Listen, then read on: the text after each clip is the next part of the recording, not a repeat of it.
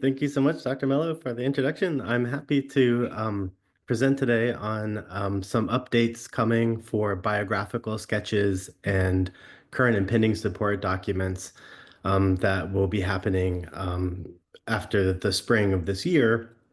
And I have, in case folks forget me today, there's a public access at Brown email where folks tend to reach out to us for questions about public access compliance for NIH. And so you can jot that one down. Um, in terms of the forms, so the federal agencies are adopting common forms for the biographical sketches or biosketches and current and pending support documents. And so the good news is if you've written a National Science Foundation grant proposal within the last year, you have used these forms, and it's been great because we've had colleagues at Brown University Health and the university who have gotten to kick the tires on using these forms and using the platform SciENcv that will be required to generate these forms. So we're a little bit more confident going into the spring with these updates because we've had some practice with NSF. But the biggest idea that we want to get across is that sort of the fillable PDF for your biosketch is going to go away. And if you have a template that you use for your biosketches, we're going to have to collaborate with you and cooperate to update those to these new forms. And then once that's, we've onboarded people to SciENcv, we're happy to keep collaborating with folks to create a new template that you can then use for future, repeatedly for future proposals for biosketches and current and pending support documents. So the timing is important. So the forms before May 24th we'll be using the standard biographical sketch that NIH makes available. But the new forms will come into required use on May 25th. So I'm sort of preparing people now so that if you have time this summer, as you're working on a grant proposal, that you might want to reach out in the same way we did with NSF last year, where we had PIs at the hospital and the university who were just interested in updating their biosketch so that it was ready to go for their next grant proposals. So we still have some time, so I really appreciate today getting the word out. And I like that, the federal government has this page about what we can do. One is doing training on this platform, SciENcv, that I'm doing today. And the other requirement that's unique is that ORCID, which is not a government system, it's a not-for-profit, but all PIs are going to be required to have an ORCID ID and link it to their SciENcv profile so that it appears on your biographical sketch and your current and pending support documents. So today's presentation is going to be focused on SciENcv, but I also do help people get ORCID profile set up. And so I'll be available again this summer to help folks as needed to link your ORCID with your SciENcv. But SciENcv is a federal agency platform. ORCID is not, but the government is requiring folks to get an ORCID ID if you don't have one and link it to your biographical sketch and current and pending support document. So just to recap what's new, there's new forms. We're going to have these required after May, at the end of May. There's also some additional changes, things that folks are not perhaps used to, which is now you're going to be required to sign and certify that the information within the biographical sketches and the current and pending support documents are correct. And as administrative support staff, we cannot do this for investigators. So we are still delegates. You can still delegate to us to create the biosketch and to fill out a current and pending support document. But PIs, this is a new step where you're going to be required to actually download it and sort of certify that all of the information is correct. The other big change again is the required use of this platform. So the fillable PDF will be phased out. And that PIs are going to be required to have an ORCID ID and required to link it to their SciENcv account so that it appears on these documents. Where we're helping folks and what we've been doing for NSF over the last year is just helping PIs and support administrative staff set up SciENcv accounts and then add support staff as needed to be delegates on your account so that we can help you to populate biosketches and current and pending support documents. And so we're helping PIs set up SciENcv accounts. We're also helping folks set up ORCID accounts because, again, the ORCID is required, even though it's a separate system. So we're kind of helping folks do both of these this summer and hope that folks will reach out to us to get help in obtaining and setting up ORCIDs as well. So let's go back to SciENcv. So the big question at the beginning was, well, what is SciENcv? So SciENcv is a government platform that's available through MyNCBI.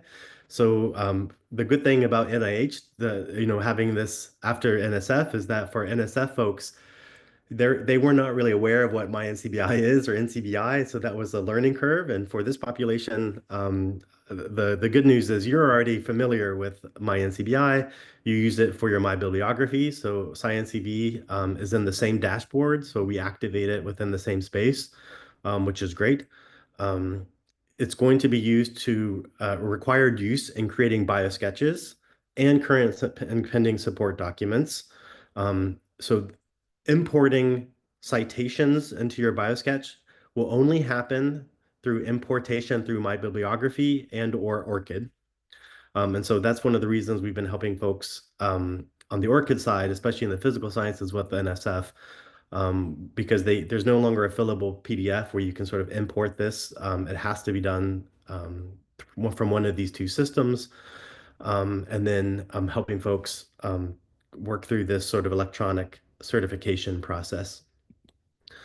So let's get started. So as I mentioned before, SciENcv is available through MyNCBI. So you log in, luckily, in the same way that you've been logging in to access your My Bibliography, which is great. And so if what we are telling people, though, is to make sure that you're consistent with the way that you choose to log in to your MyNCBI My Bibliography, if that's login.gov, hopefully, or if it's your ERA Commons account that you choose to use to log in, because one of our largest issues we've had over the last year is that folks log in once with one ID and then they establish a SciENcv account and then they log in a second time with a different ID that they have, and then it creates a duplicate account. So you end up with two accounts, and then you might draft a biosketch or a current and pending support document that you want a support staff to help fill out, and then we can't find it because we're in a different account than the one that you originally created. And so the good news is we can link existing accounts, so it's not the end of the world. It might slow us down a little bit, but we can merge those accounts with the help desk, which is great. And as I mentioned, since the folks in this room are familiar with MyNCBI and accessing your My Bibliography account, SciENcv, once you activate it, it's hidden on your in the bento boxes of your dashboard way at the bottom, which is not very helpful. But the good thing about these bento boxes, you might have found that you can move them around, so you can actually move it up to the top. And you can remove some of these bento boxes if they're not relevant for your work. And so hopefully you already have a My Bibliography account. If you have trainees who do not have a My Bibliography account, we want them to activate that first before activating their SciENcv. And the reason is we need to be able to access My Bibliography from SciENcv. So if My Bibliography isn't activated first, then we won't be able to pull those publications in, and we have to call the help desk and kind of fix that order of operations.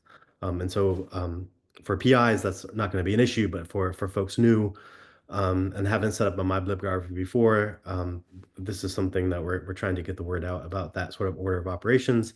And then the next step, as I mentioned before, is this requirement to add your ORCID ID to and link that to your MyNCBI and your SciENcv account. And that happens within what they call the mini profile. So once you activate your SciENcv within your dashboard on MyNCBI, you'll see this sort of mini profile that you can edit. And you'll notice that it asks you for an ORCID ID. And again, NIH, the forms will be updated at the end of May. So this is the one for NSF.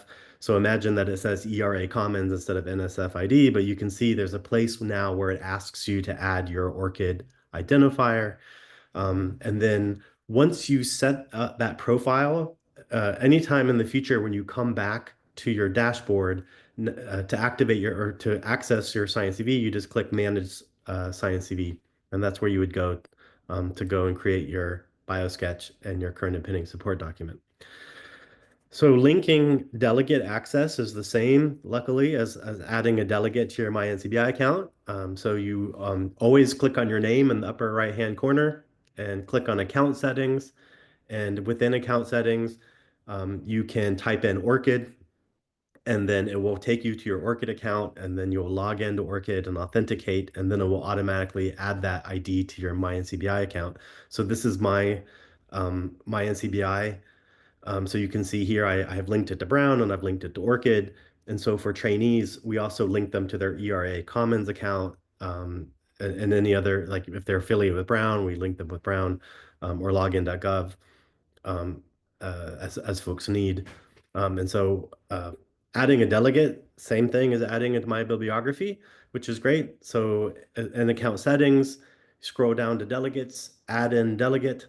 You need to put in our email address for administrative staff so that we can get an invite to be able to access your My Bibliography and SciENcv. And then what you will see is all of the administrative support staff that you've added to your My Bibliography and SciENcv, and you just want to ensure that there's a check mark in both of those boxes so that we can add papers to your My Bibliography, and we can also generate um, biographical sketches and current and pending support documents. If that's unchecked, then I won't be able to access, or administrative staff within your department who helps with grant support won't be able to access that. So what I've also been telling administrative support staff is that we need to make sure that we have a SciENcv account set up, so that we're able to help PIs with their SciENcv and biographical sketches and current and pending support documents. And so the other thing is, if you have an account, before you accept that invite from PI to be a delegate on their account, make sure that you're logged in so that it makes that connection. Because we've had some people who get that invite email and then they click on the accept, but if they're not actually logged into their account, it doesn't establish that. Again, not the end of the world. We can get the help desk to fix that, but it slows us down a bit.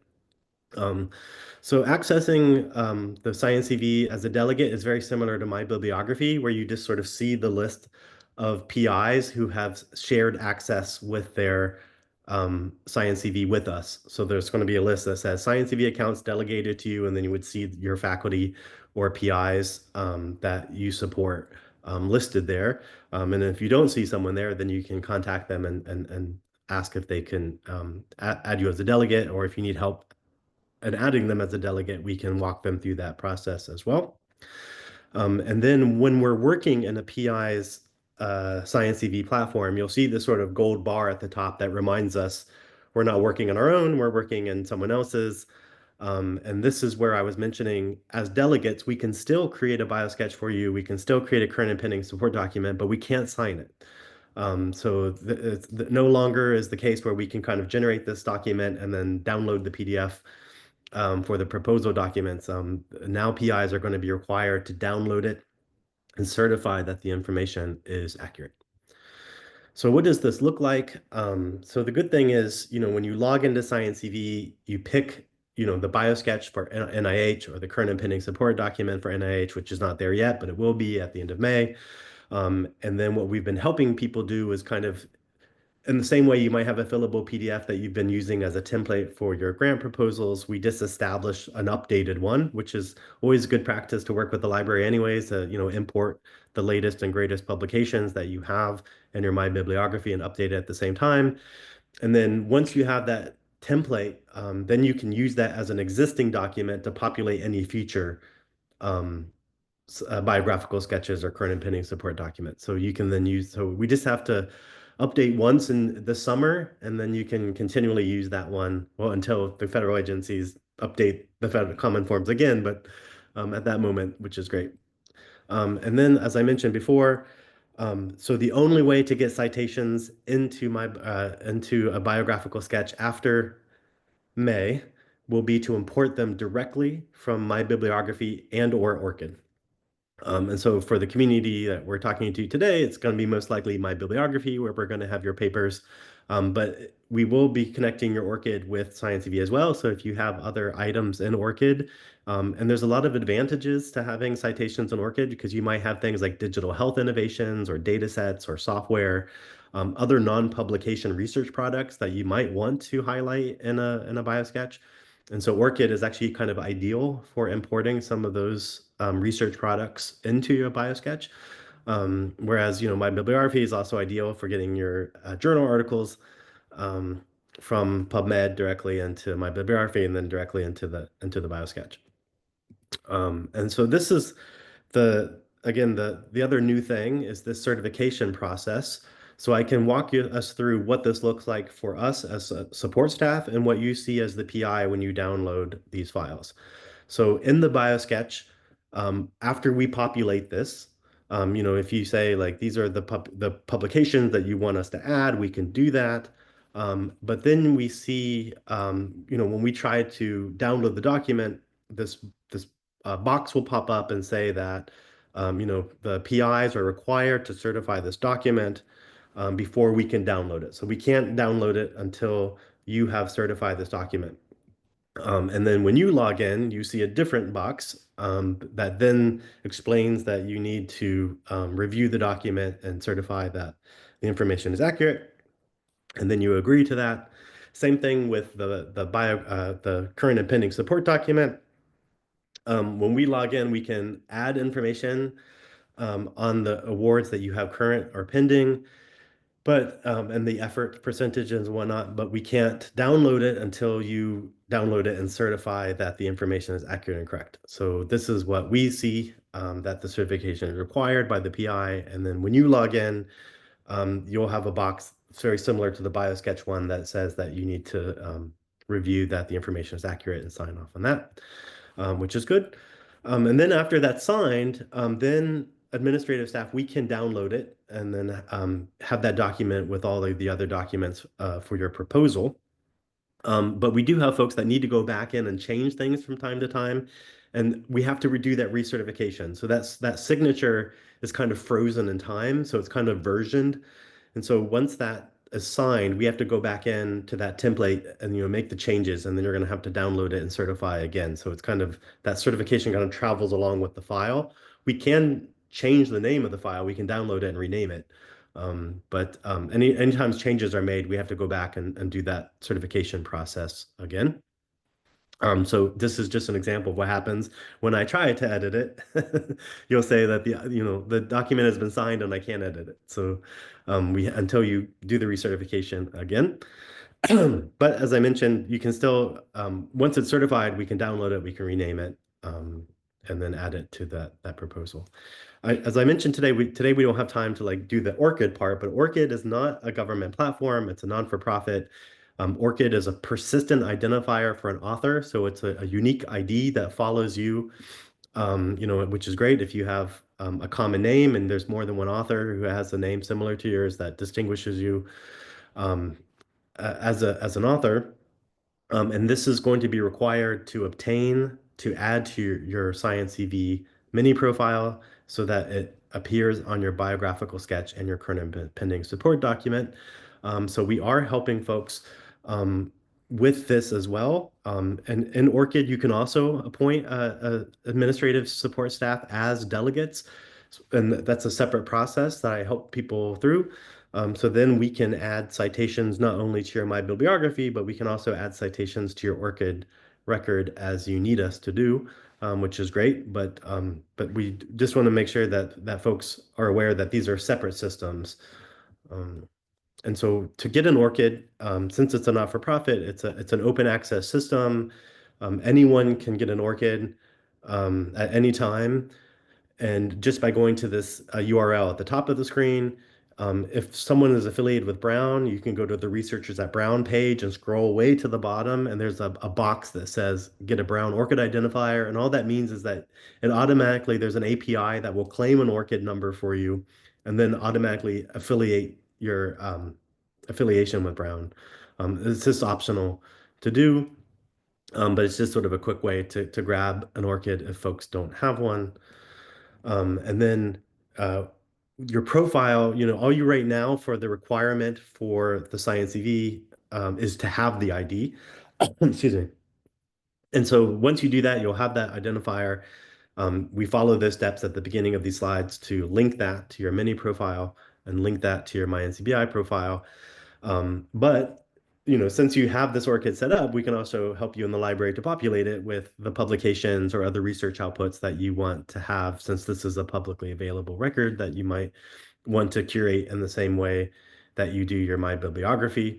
And then once you add that, and then it shows up for you on your BioSketch and your current and pending support document. So you can see here on the current and pending support document, it says click here to link your ORCID ID. You click on that, it'll bring you back to ORCID. You authenticate, sign in, and then it will be linked automatically. And then this is what it looks like. It just shows up at the very bottom, linked to your mini profile. And so that now appears on the current and pending support document and on the BioSketch here, same thing. And so that's sort of the big change, is that it will be visible on these documents. And then the good thing, as I mentioned before, is in addition to My Bibliography, since you have a ORCID now and it's linked, you'll be able to import citations from either My Bibliography or ORCID. Doing this with physical sciences and NSF over the last year, we haven't had a lot of investigators who have had My Bibliographies, but some they've had ORCIDs and not. And so, but with NIH funded researchers, it's likely that you probably have both My Bibliography and an ORCID. So you kind of have the option of importing citations from either or. Some issues we have is that, you might be submitting a grant in the past that required you to get an ORCID. You might have been publishing a manuscript that required you to get an ORCID. And we might have some investigators that end up with more than one ID. And so then we have to call their help desk and merge those together. And so it's not the end of the world again, but it's just, it's supposed to be a persistent identifier. So that's supposed to be a unique ID for you, that number. But there is sort of the irony that we end up sometimes with unique IDs for the same author, but more than one. So we can easily fix that. There is a help desk in the same way with MyNCBI. They've been super fast. As we've transitioned NSF folks over the last year. So I'm hoping it's the same speed for the NIH going forward. But I realize that right now, there's a lot of dynamic changes going on at the federal level. So that's to be determined. But again, this summer, reach out to the library and we can help set up your SciENcv account, get a updated biographical sketch set up so that you can use it as a template for any future grant proposals, and set up and populate an ORCID record. And here's my email, and I can stop here in case anyone has any questions otherwise.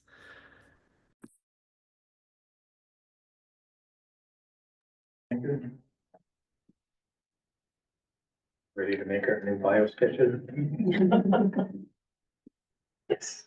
I have one question. Sometimes when I work on my bibliography, it's difficult to add like things that aren't already in ORCID. And so sometimes we have like book chapters or other kind of things that don't automatically hit PubMed.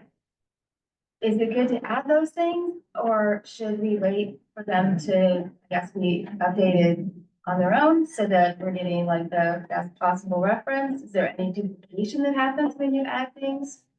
Good question. Andrew, did you hear that question? Yeah, that is a great question, because I think, I'm trying to encourage folks to look at ORCID as kind of an advantage, because, it is a little easier to add non-journal articles to an ORCID record than it is to My Bibliography. There are things that we can add to My Bibliography that folks can highlight in a BioSketch that some folks are unaware of. Like, for example, preprints. Some folks are not aware that we can add a preprint so if you have a preprint in medRxiv, for example, or bioRxiv, we can add that from My Bibliography. So we're happy to work and add these products to your My Bibliography, even though I agree with you, it's a little more, it's less straightforward. Whereas ORCID, I think that's an advantage, where if you have book chapters, textbooks, other types of research, digital research products that that hopefully going through the trouble of setting up an ORCID, because I know there's a question in the chat box of how long does it take, and it's super fast to get the ORCID ID, but it's going to take some time to update the profile. And I will say that one advantage that Brown University Health and Brown has right now is that we have a subscription to not just Web of Science, but also Scopus. And Scopus has an API link with ORCID. And I use the example here, the biosketch, Professor Wang, the chair of chemistry at Brown, who had 544 publications over his career. We were able to import every single one of those directly from Scopus. We did a search within Scopus. There's a link where you can add ORCID to your Scopus profile, and then it just moved all of those publications over within, I'd say, a couple minutes for it to populate. He was great and had to go through those publications to make sure that it didn't bring in any other additional ones. And I think maybe, you know, sometimes there's maybe 4 or 5 papers that weren't authored by him. But that number was pretty impressive. So I will say, even with ORCID, their APIs that they have available with some of our library's databases makes it easy to import some materials like chapters, books, and journal articles. Whereas if you have other digital research products like a data set, software, a digital health innovation, we still have to kind of manually do those. But hopefully, I think it's one of those advantages where now you have you can only import from ORCID or my bibliography, but it's nice to have the option. Great, thank you. Yeah. Follow up. I had one more question about the grants. So with adding R1s and VO1s and things like that, it seems to be really easy to find those in my book, in the NCBI platform. But for NSF grants, it's not always easy to import those and to make sure that we're attributing each publication to that in this platform. And how important is that in terms of auditing and the risk of, coming back and saying, well, we paid for this publication, but we're not being given credit for it in your NCBI? Get that, Andrew? Yeah, that's a great question as well, because with the NSF transition that we had last year, folks were used to using research.gov, the platform that they use to fill out their project and final reports. And they have a sort of a PubMed central repository called NSF PAR, which stands for NSF Public Access Repository. And there's a couple hurdles we've had with our health science folks when they're doing the compliance part within research.gov. One is that it requires you to have a PDF-A version of your final peer-reviewed manuscript. And so then we've had folks that go through a lot of trouble to locate the final peer-reviewed final author manuscript accepted for publication. They go through the trouble of formatting as a PDF-A, and then once they put in their DOI, lo and behold, it ends up showing the version of record. Whereas PubMed Central doesn't do that. PubMed Central, we tag the grant within my bibliography. We upload the final peer-reviewed manuscript to the NIMS system. It takes several weeks for that to occur. And then usually what appears in PubMed Central is only the final peer-reviewed manuscript and not the version of record. So there is a learning curve, I think, on both sides. So I think that's a great case where, one of the reasons that the version of record shows up in the NSF system is they had an agreement with some scientific publishers where the government still wanted to have a PDF-A so that they could archive it. And then the research.gov platform, where some of our health science folks are not used to going in to associate the grant with the award. We're happy in the library to help to walk folks through that and to put the DOI into that system in the same way we've been doing with NIH. And so I think I'm hoping that the transition after May will be smoother because folks are familiar with my NCBI. But in the same way we told NSF funded folks last year, because they're new to my NCBI, we said, hey, come reach out to us in the library and we'll help you use this system. And so I'll offer the same invitation here. for health science folks doing NSF awards that if you need help in research.gov, that we can also help folks with that compliance part because I know NIH public access compliance is also changing at the end of this year. Like, for example, they're removing the 1 year embargo, the 12-month embargo will be removed unless NIH changes this, of course. But at least right now we're on track. And so we're probably going to have a lot of folks asking about, how that embargo situation changes. Question over here. Yes. Andrew, I haven't got a chance to do the new SciENcv. Do you have an example? How does it look like? What is the difference of better or worse than the biosketch you using?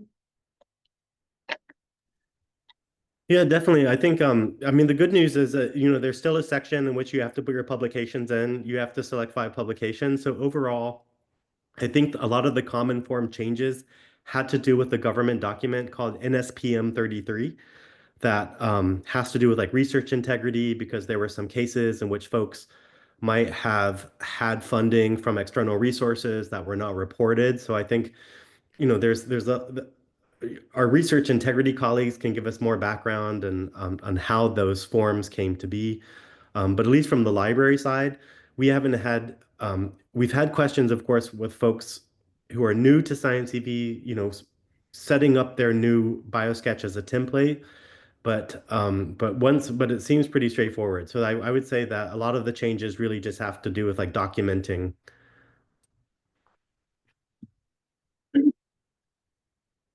Oh, Laura Stroud online has a question. Yeah, I was just wondering, I think a lot of us update the personal statement to be part of, to fit any given grant that we're doing.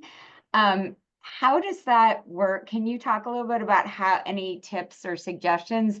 Do you just erase each one and put in a new one, or how do you recommend dealing with the personal statement?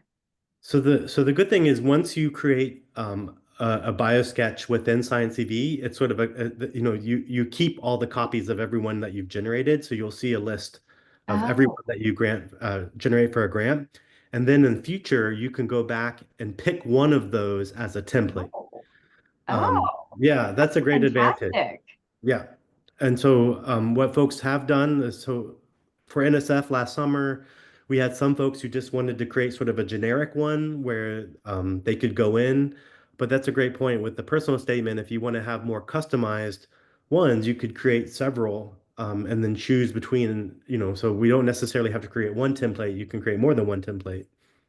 Fantastic. That's amazing. Thank you. Mhm.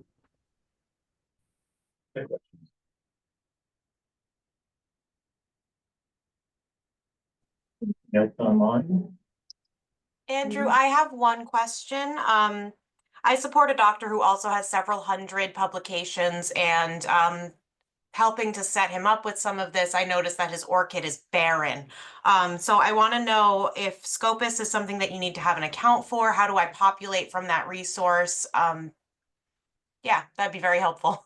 Yeah, I definitely want to plug because Scopus is new for us. We've had Web of Science for a really long time.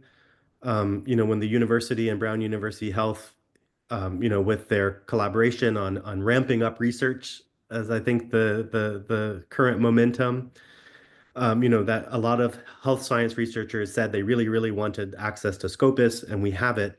And because, we never know how budgets are going to be in the near future, I'm telling people like use it as much as you can right now. And so I think that's a great use case for Scopus is that it integrates really well with ORCID.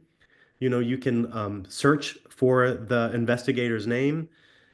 Scopus will do a great job of generating an AI generated profile for someone. So if you have an investigator who has not claimed their record, like for example, Eung Cho, we met once and she had a profile that was generated for like EY Cho.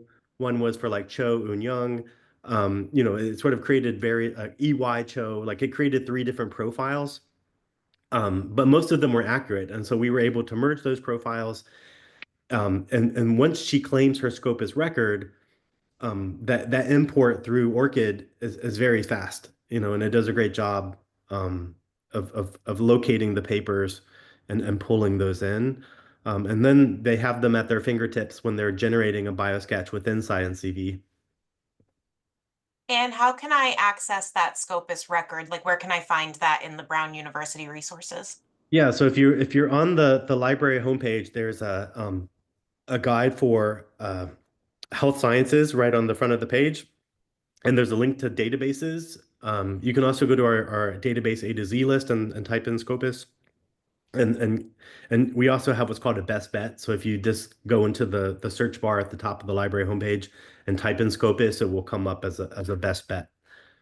Great, thanks so much. Well, thank you. Any other questions? All right, well, thank you, Andrew. That was very helpful. Okay, thank you very much.